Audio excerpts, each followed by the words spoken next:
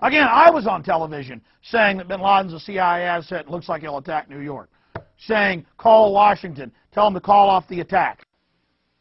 Hello, ladies and gentlemen. I'm so glad that you could join us today for this Wednesday, July 25th, 2001 broadcast.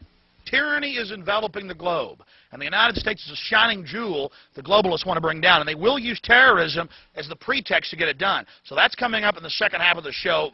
Very important information. I'm going to put the call out that you call the White House and tell them, look, we've seen the news stories that you've wanted to blow things up, that you have blown things up, and that you're saying that 4 million of us are going to die and we need martial law and the Associated Press.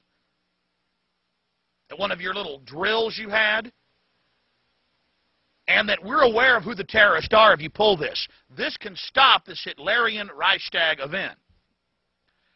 And I won't want you to believe Alex Jones. I want you to go get these news stories off my website. I want you to call these major newspapers.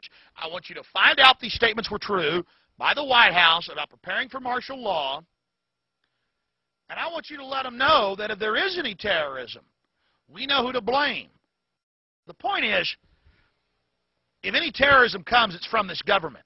And if there was an outside threat like a bin Laden, who was a known CIA asset in the 80s, running the Mujahideen war, and whose family builds all the military bases over in Saudi Arabia right now, and sits on the board of Iridium Satellite. He's the boogeyman they need in this Orwellian phony system.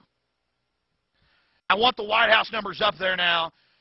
A big part of this solution, after you research all the government terrorism and check out what I'm saying is true, call the White House and tell them, we know the government's planning terrorism. We know Oklahoma City and World Trade Center was terrorism.